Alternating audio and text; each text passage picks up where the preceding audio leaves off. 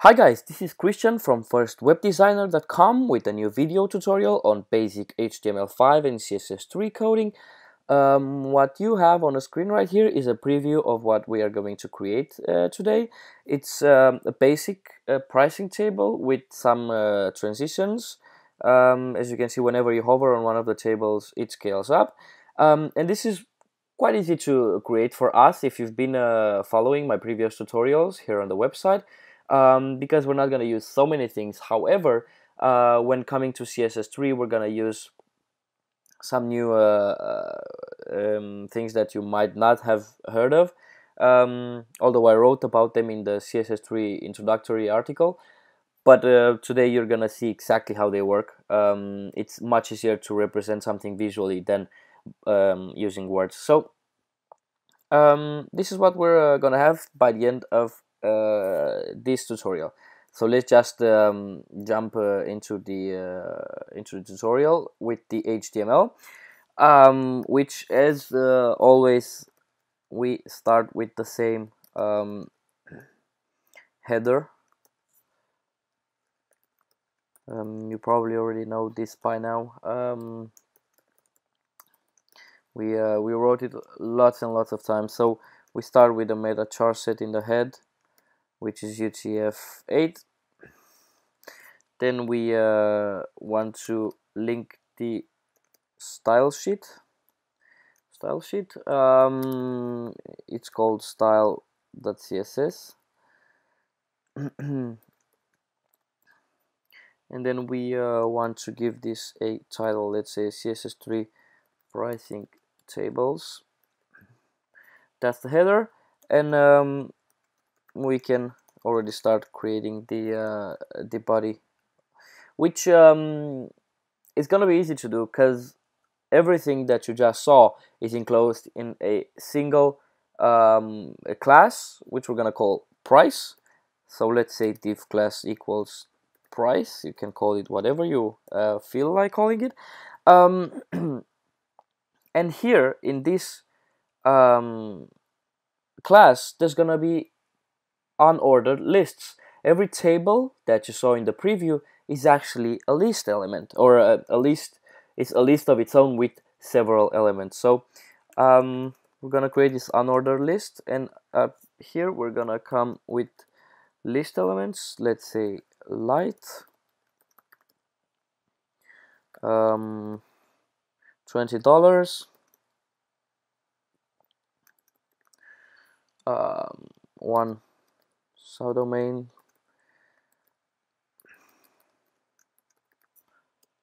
and let's say no security. And this list you can actually copy twice, and let's say here standard and premium, $40, $60, two subdomains, three subdomains, let's say enhanced security, and here heavy security, and let's say this is a trademark, hashtag 0153, I think it is. And if we go to preview, this is what we have right now. This is a list with this is three different lists with the same amount of list elements into it. And sure, the preview that you saw had lists which were a bit which had more elements, but it's the same as you have here. The principle is the same, which means that we can actually move on CSS right now. And we're gonna do it by starting to style the body. Let's give it a width of 650, a margin of 0 auto, height it's automatic, and then let's say a margin top of 200 pixels. Great, so now it's centered, and and has a decent margin on top. And now we start styling the only class that we have. Actually, I might want to go back to HTML because I forgot something. I forgot to include the buy button. In the preview there was a buy button, but it's still a list element. Only this in this list element is a link, and we're gonna give it a class called buy now.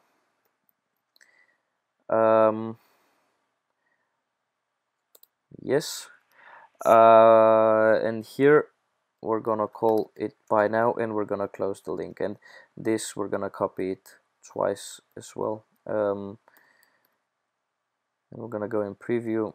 Now we have a link here, the buy now button, which we're gonna style a bit later. So we get back to CSS now. Let's add to this whole class a border of 1 pixel solid, and what else? A border radius 4 pixels, and again, as I taught you in the previous tutorials, you always need 2 vendor prefixes. You can use more. You can use a vendor prefix for Opera. However, in the future, Opera will in the closed future, Opera will be built on WebKit, so this vendor prefix is gonna work for Opera as well. But you might as well write it for Opera too if you feel like. I generally don't. This one is the vendor prefix for Opera, but I'm just gonna delete it from here right now. Let's float it to left and see how it looks.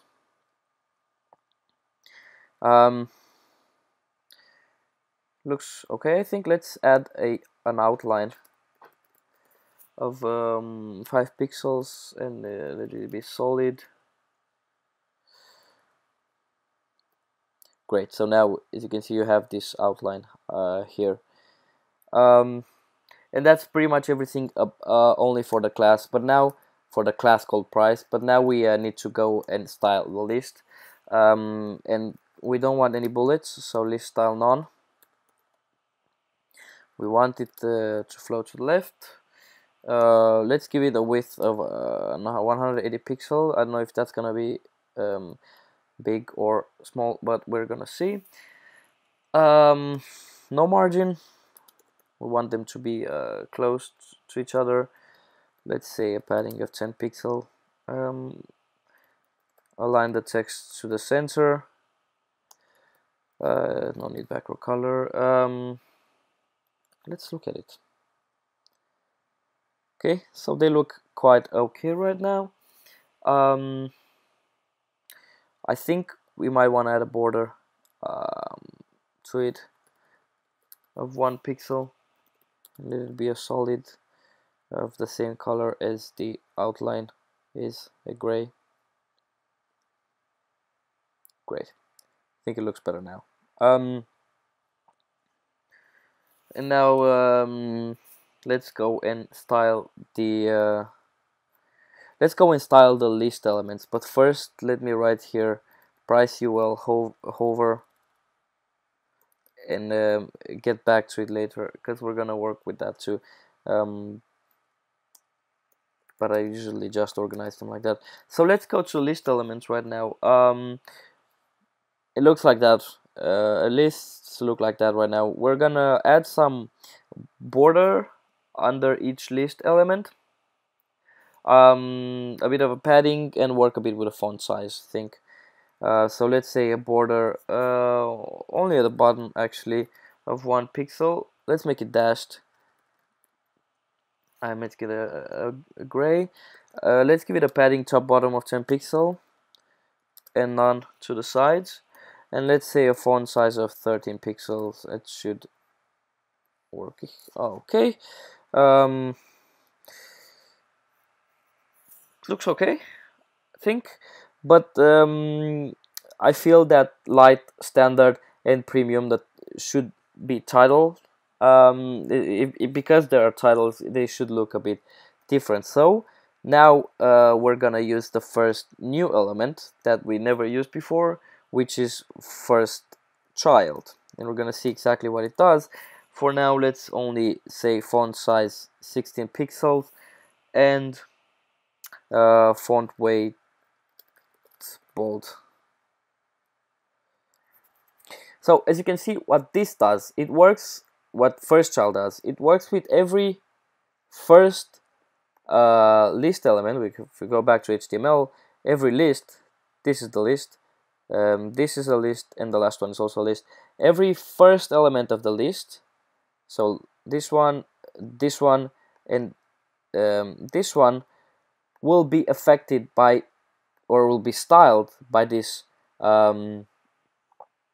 first child as well, and it works as well with the last child, and I think we might use it a bit later. So instead of first, you can say last, and it will obviously work with the last child element, which in our case would be the buy now button. But we're gonna get to that as well. Let's see how it looks and what we can do more. Let's actually change the color of the title as well, but let's use something else this time. Only for normally I would just write it here, but because I want to teach you something new, we're gonna do it in a different way, and we're gonna say nth child 1, and let's say color. Let's make it a blue. Okay, so as you can see now, it's blue. What this nth child does, it works with again with the list, with all the lists under the class called price, and it will style all the elements, all the list elements with number 1. For example, if we write 3 here, as you can see, it'll style this, because this is the third element of a list. So we can go back here and say 5, and you'll see it will style the buy it now button. Oh, it'll not, because it's a link. So it should be made for the links. But if we go back here, it'll style the security field. So as you can see, it works with the element of which number you choose. So let's say an nth child first, and we're gonna go back here, and it's gonna style the title. What else can we do? We can maybe work a bit with the price. So we're gonna copy this, and instead we're gonna say nth child 2, and let's say a font size of 15 pixel and font weight, let's make it bold. Great, I think it looks much better now. If I look at it, I don't like the fact that under the last list element there's this dashed border on the bottom. So I would like to go here and write price ULLI, and we're gonna work with the last child this time, because the buy now button is the last child of the list, and we're gonna say border bottom none, and that works just fine. But I don't like the fact that there's this space here which is bigger than on top. So let's say height of 30 pixels. That's too big. 20 pixels.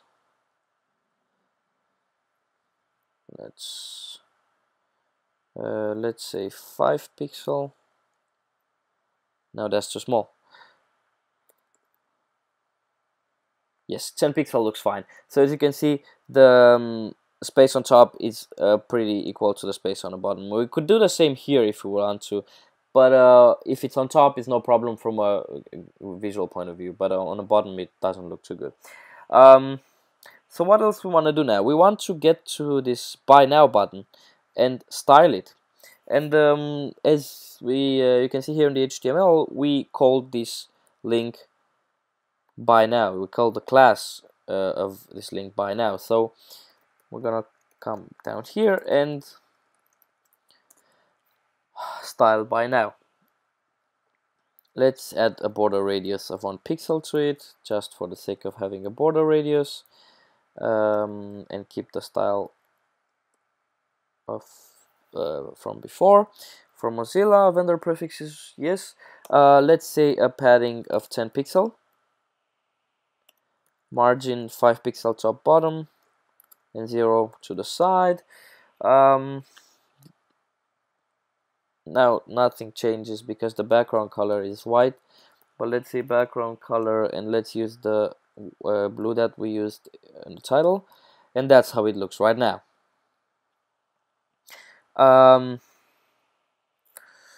We want to modify the color of the text because now you can't read much, so let's make it white, much better. And let's display it as a block, and you're gonna see what this is gonna do. It's gonna make it as a block on the full width of its parent list element. Now I can see that where this height is definitely not enough. Let's say 30 pixel, or maybe 35 or 40, we'll see. Yeah, 35 is okay. So looks quite okay right now. I don't think there's much more to do from the style point of view, but we can go back to the style sheet, and you can see here we said we're gonna come back to the hover. You know, when you saw the preview, whenever you hover on the on a list element, or not on a list element but on a list of itself, it's scaled up, and that's what we're gonna do now. First we're gonna, well, I would like to add the transition first, so let's say transform, and we're gonna use something called scale 1.1. This means that whenever we hover on the list, it's gonna transform in such a way that it's gonna get bigger by 10% because it's 1.1. And again, very important, vendor prefixes for WebKit and Mozilla, and let's see if it works.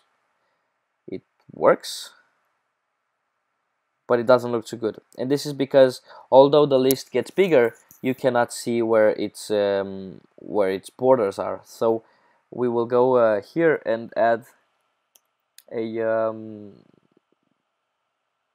box shadow to it, and let's say 0 pixel all the way until here. RGBA, and there's usually for a gray there's 0, 0, 0, and 0.7, which is written like that. And now we want again to add those annoying vendor prefixes. It's annoying that you have to add them all the time, but you're gonna have to get used to it. And now, as you can see, it's much easier to see where the margins are. Yes, let's go now back here and add some, just for the sake of having them.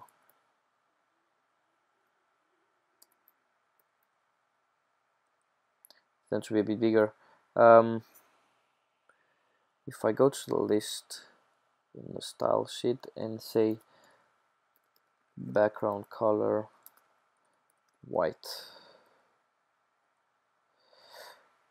as you can see, this changes something because the background color was transparent here.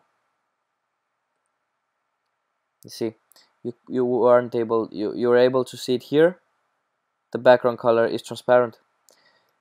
So if you say that you want the background color to be white, you're not gonna be able to see the borders underneath it anymore. And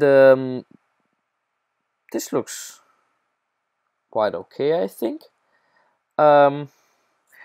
Is there more to it? Don't think there is. Yeah, that's pretty much it. I don't think I have any more. You can play a lot with the style and so on. You can do it on your own, but the functionality is pretty much done, and you can get to use this right away. So that was today's tutorial on CSS3. Basically, we learned how to create this CSS3 pricing table. Very easy to create, and if you go back to the style sheet, we learned to use the first child and last child elements plus the nth child elements, and that's something that we didn't use before. And you also learn to use the scale, which is something that we didn't use before either. And you can play with this on yourself for yourself if you want to. Next time, what's gonna happen next time? We're gonna get a bit more into CSS3 for mobile phones, because until now we focused a lot on solutions for desktop. But what we're gonna create next time, I'm not gonna tell you what's gonna be, but I'm telling you that it's something that can be used on mobile phones where you need space, or where you don't have space and you need to make a better use of it, of the small space you have. There's something that can be used on desktop as well, but it's predominantly used on mobile. So that's pretty much where we're gonna focus on next time. And until then, I hope you learned something new from this tutorial. I want to mention that I am very happy about the feedback you offer me in the last 3-4 tutorials that I did, and I'm excited to continue delivering these tutorials for you on firstwebdesigner.com if the feedback is so positive. So thank you again, and thank you for watching and listening, and I wish you a very pleasant day. Bye.